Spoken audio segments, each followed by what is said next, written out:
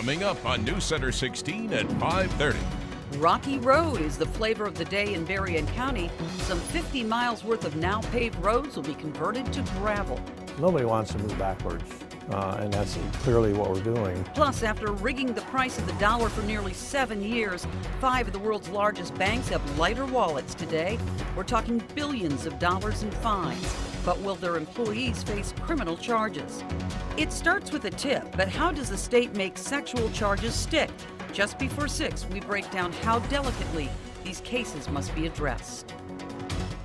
From WNDU, your breaking news and weather authority. This is News Center 16 at 5:30. Good evening, I'm Maureen McFadden. Some 50 miles worth of presently paved roads in Berrien County are doomed to become gravel roads. The list includes a couple dozen rural roads, but it also includes an entire housing subdivision. Mark Peterson is live in the studio. So Mark, this sounds serious. You know, it's certainly not the first time Berrien County has converted a roadway from pavement to gravel to try to save money. But consider this, past conversion programs, you're typically talking about 2 to 5 miles. This year, it's more like 50. The warning signs have been there for years. The deterioration has finally reached a breaking point for Bailey and a couple dozen other Berrien County roads. As a result, some 50 miles worth of once paved passageways will become rocky roads. We will actually bring in a very big machine. We will grind it up, and when they're done with it, that grinding operation, and we'll put 3 inches of gravel over the top of that. While it's not uncommon for someone to live on a dirt road in a rural setting, the concept pretty much unheard of in a housing subdivision until now. Some 2 miles worth of the roads that run through Mission Hills are among those slated to go gravel, and some living here fear it could be the kiss of death to property values. Previous in my life, I lived on a gravel road. There's nothing wrong with them. But the stigma is a gravel road, and when they had a hard surface road, no matter how poor it is, when you revert it to gravel, normally there's a pretty negative connotation with that. The conversion to gravel won't come cheap. The budget for the project is $1.3 million, but estimates show it would cost $2 million more to stick with pavement. Nobody wants to move backwards, and that's clearly what we're doing. Well, last week we told you Niles Township planned to ask voters there for additional road repair funds this fall. Tonight we can tell you Pipestone Township is considering a ballot initiative of its own. In fact, could have a possible vote on the matter at the June 10th meeting. Okay, so has a final decision been made to convert these roads to gravel? We saw the Berrien County Road Commission meeting there. Basically, that decision was made today. They said, yes, we're going to go ahead with this as long as the bids, which are due June 4th, come in within the budget, $1.3 million. It's Interesting. a done deal. Okay, thanks a lot, Mark. Thanks. Well, troubling news to report. The Elkhart teen involved in yesterday's 3-vehicle crash has died. 19-year-old Austin Woolwine was pronounced dead at the hospital early this morning. Woolwine was driving north on County Road 17 when he drove left of center into the southbound lane, crashing head-on into a Freightliner. The driver of the semi tried to avoid the crash by swerving west, causing a Jeep Wrangler to run off the road and crash into a mailbox. Woolwine was taken to the hospital for a brain injury. No one else was hurt. A middle school was put on lockdown after a student brought 2 air pistols to school. It happened at Jackson Intermediate Center in South Bend earlier today. When school personnel found out, an immediate sweep of the school was performed. No other items were found. A letter from the South Bend Community School Corporation says the student was suspended and will face additional disciplinary action. An Elkhart family is fighting a Berrien County judge's decision to order their teenage son to spend 25 years on the registered sex offender list after having consensual sex with a girl who lied about her age. Zachary Anderson said the girl told him she was 17 when they met on an online dating site. They arranged a date and he picked her up from her home in Niles. It wasn't until detectives came knocking on his door in January that he would learn the girl was just 14 at the time the couple had consensual sex.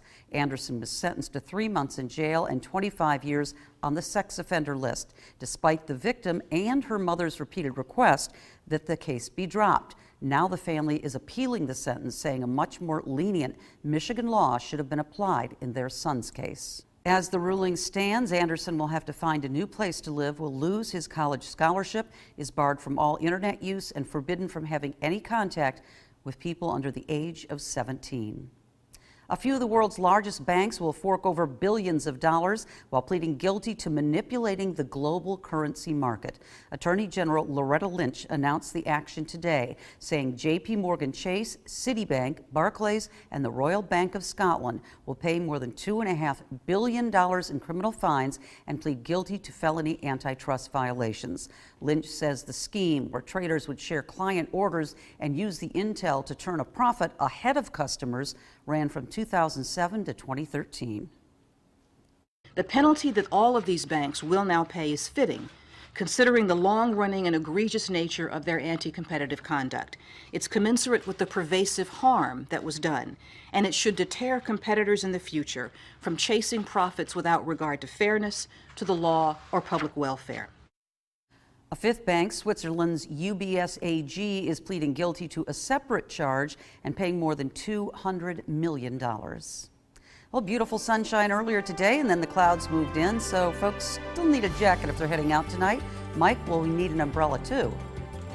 Oh, definitely, Maureen, unless you just kind of go without an umbrella like I do a lot of the times. But most of those are going to see some rain. You can see that on the satellite radar combination. Now, this is light rain, and it's probably going to be a little less impressive than shown here, but nonetheless, we're all going to get wet from that. I wanted to show you the temperatures around the Midwest, though. If you think we're cold at 50 in South Bend, we were 57, then the lake breeze kind of kicked in, but it's 40s from Chicago to St. Louis. St. Louis on May 20th at 48 degrees. That is incredible. Now, as far as our evening goes, our hour-by-hour forecast, you're going to see temperatures falling into the mid-40s, as you can see there. And northerly wind at only 6 by midnight, with those showers starting to move away. So it does get better in the forecast for the weekend. We'll check that out coming up. Thank you, Mike. The damage is widespread and extensive in North Texas after severe weather spawned possibly 2 tornadoes last night. This is what's left of homes, condos, and vehicles in the coastal city of Runaway Bay, about 50 miles northwest of Fort Worth. Dozens of homes are destroyed, leaving little to nothing standing.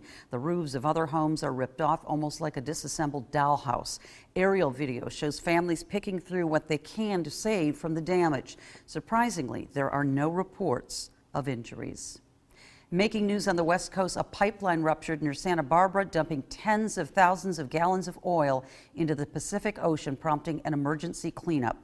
This morning, dozens of crews raced to contain an estimated 21,000 gallons of oil spill as thick sludge spread along a 4-mile stretch of the California coast. Officials say someone reported a foul smell around noon yesterday.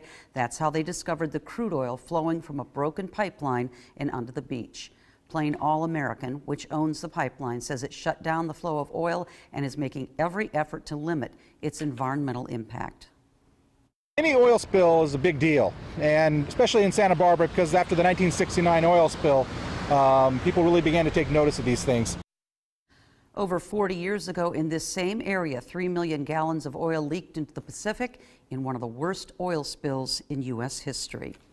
Meanwhile, a Norwegian cruise line ship ran aground on a reef after leaving Bermuda for Boston yesterday. Small boats, divers, and tugboats circled the cruise liner with over 3,500 passengers and crew on board. The cruise line said Norwegian Dawn ran aground after a temporary malfunction of its steering system, which caused it to sail slightly off course. The ship was freed about 6 hours later as high tide helped push it off the reef and into deeper water. Back in the Midwest, thousands of people marched through Chicago's business district in support of an effort to raise the minimum wage to $15 an hour. The protest began in the early morning with a rally outside a Southside McDonald's restaurant and moved towards the University of Illinois at Chicago campus. The fight for $15 an hour is part of a nationwide effort to win higher pay. Coming up, Mike has our forecast for the week. Plus, Elkhart County filed a number of sexual assault cases in the past year, but the reason isn't because it's on the rise. The special report just before 6. Preparing you for inconvenient weather with a color-coded forecast. Storm Team 16 is your weather authority. And don't forget, coming up in about a half an hour, I'll be putting out my summer outlook. We'll also be doing it at 11 p.m. this evening right here on News Center 16. So are we going to have a third cool summer in a row? That's probably the biggest question I'm being asked right now. Temperatures as we speak, it is starting to cool down again in South Bend. It's down to 50. We hit 57 for the high, but now we're starting to see kind of that lake breeze settling in. You can kind of see that blue strip there because it's only 43 in St. Joe Benton Harbor right now. Terrible day to be at the beach, obviously, but it does get better as we head into this holiday weekend. We'll show you that forecast coming up. Michigan City's at 45, but you can see farther inland temperatures still in the mid-50s at this point. Everybody's going to get wet. I don't think we get a lot of rain. Most areas get less than 1/10 of an inch as we head through this evening, but you can see this whole area is kind of weakening as it comes eastward, and it will continue to do that. But you can see it all on 16 Doppler Max. It's moving across the US 421 corridor right there through western LaPorte, western Stark, western Pulaski counties, and that will be heading into the US 31 corridor within about an hour, hour and a half, and that will start to spread the light rain farther to the east. You can see out of South Bend, it's still dry. That's our Notre Dame sky view. 50 degrees right now with cloudy skies. Winds are northerly at 18. So here's what the future looks like with 16 Future Track, our close-up version, not nearly as impressive as the computer model should be. There's going to be light rain throughout our western areas at 6 o'clock. That will move eastward. You can see Future Track does take most of it east of here by midnight, and I do agree with that. That's going to be gone. The clouds remain most of the rest of the night with maybe some sprinkles. It will start the day cloudy now, but don't worry, it becomes partly to mostly sunny by lunchtime. There it is.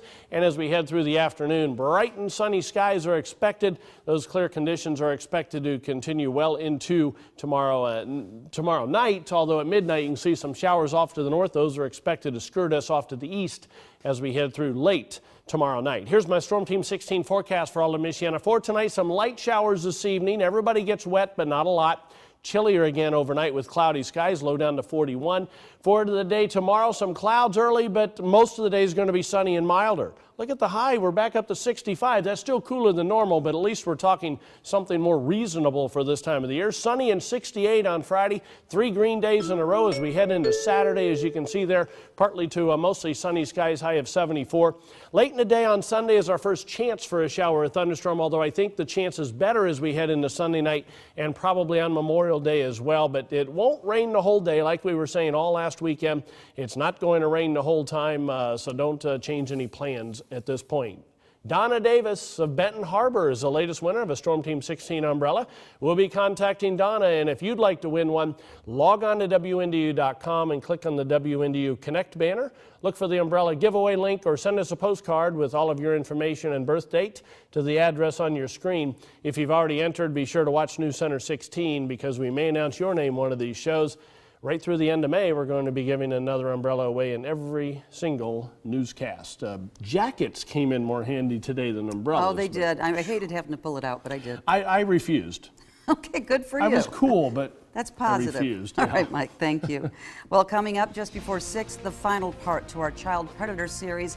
You don't want to miss this report from Tricia Harte.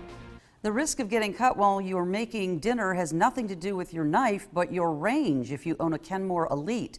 Electrolux announced the recall, which involves 5,300 Sears Kenmore Elite stainless steel sliding gas, electric, and dual fuel ranges. One person reported being cut by a sharp edge on the stainless steel trim below the range control panel and needed stitches. The ranges were sold nationwide exclusively at Sears from May of 2014 through last month. Folks should contact Sears for a free inspection and free repair. And here now are 16 stocks of local interest.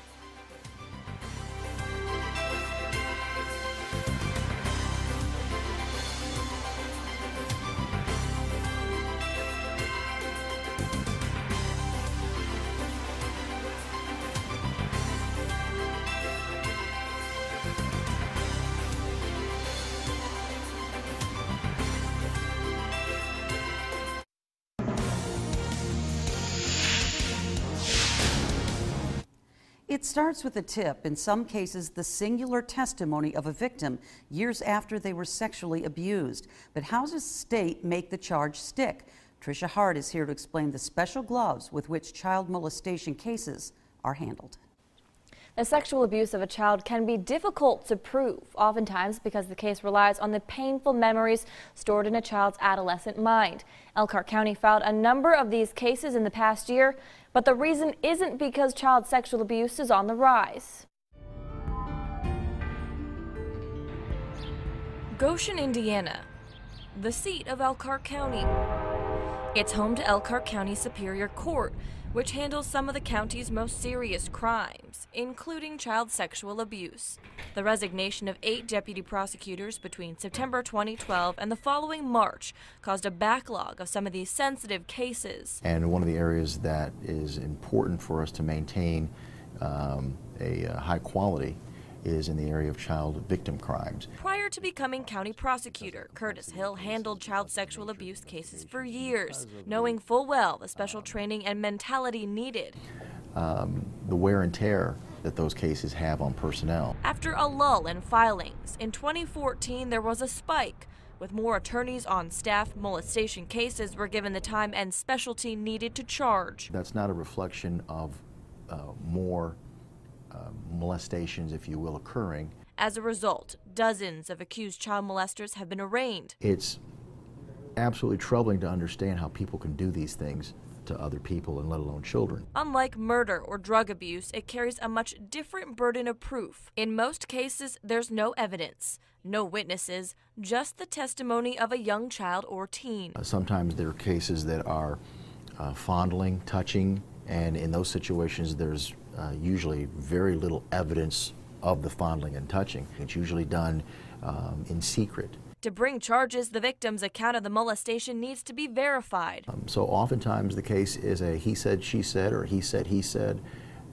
And what we look at in those types of cases is corroboration. Whether the abuse is reported by a teacher, neighbor, or family member, the Department of Child Services and law enforcement jointly handle the investigation. DCS responds within an hour or 24 hours and immediately sets up a forensic interview to record the victim's narrative. If you think of it as a scale, we're looking for 51%, just a little to believe that this could have happened versus what couldn't have happened. The narrative is key. Without physical evidence or direct witnesses, the details and timeline established are all investigators have to go off of. There aren't tricks that we use. It's really about engaging a child, first of all, in a conversation that they feel safe and comfortable, and asking them to talk about experiences that they had. At Child and Parent Services, highly trained specialists establish trust, talk about likes and dislikes, gradually asking the victim about who lives with them, eventually asking them to describe the abuse. There's not a magic way to get a child to talk about something they don't want to talk about. Victims coming forward years later often have less exact timelines. Experts say most can orient their abuse around events like holidays and birthdays, identifying others who may have been around, even the colors of the rooms they were in when the molestation happened. Investigators then attempt to match those details with others' accounts of the same day. If the victims' accounts match up, it's often enough. Child victim cases, certainly in my estimation, should carry harsh penalties because we're talking about victimization of our most precious commodity, our children. Sentencing is severe and can be aggravated depending on the age of the victim and length of abuse. Dean Taylor was sentenced to 45 years in March for attempted child molesting. Brent Norwood Drame faces 160 to 400 years for allegedly molesting a girl for 6 to 7 years. It's not a situation where you're really seeing a cure for people who do these types of things. They have an unnatural impulse that, at best, we're hoping can be controlled or managed. But sometimes the cases don't stick. Most cases, by far the vast majority of sexual abuse cases, never make it into the criminal justice system. Those cases aren't closed forever. DCS maintains a file, but without witnesses or a victim's assured statement, no justice can be served. Oftentimes, the offenders will plead guilty and not seek a jury trial. If the case does go to trial and sentencing, victims are not forced to testify. That's where those recorded statements come into play to mitigate the amount of trauma any child endures. In the studio, Tricia Harte, News Center 16. And if you missed the first two parts of Tricia's special report, you can find them all online at WNDU.com. Just click on this story. A 93-year-old World War II veteran in Alabama achieved a lifelong goal this week, something a lot of us might take for granted. The Highland Home class of 2015 could learn a thing or two from one of their fellow graduates. In 1943, J.D. Sexton was drafted into the Army. He saw combat in the Battle of the Bulge and was involved in the liberation of thousands of Holocaust victims. Although he received his GED in the 70s, it's been a lifelong dream to receive a high school diploma from his alma mater. Well, this past weekend, Sexton was finally granted his sheepskin. Love these stories. What a great thing. And because wouldn't you love to talk to him about his experiences? And especially because we're losing so many World War II vets every day. Right. We really are. Yeah. And I love reading about it, and I'd love to be able to talk to him. Well, get ready to get wet this evening. You can see on 16 Doppler Max, western areas already getting the rain showers. It's going to continue to move east, but it's not going to last real long. It's going to be light, and you can see the back edge is already moving across north central Illinois. That'll come through here at around midnight, and most of that rain should be over by then. So we'll still start tomorrow with some clouds, but don't worry, the sunshine is going to return, and as we head into the holiday weekend, we are going to warm up, at least back close to normal for a change. Sounds good. Our 90 minutes of news continues next when Terry rejoins us. Here's a preview. Coming up on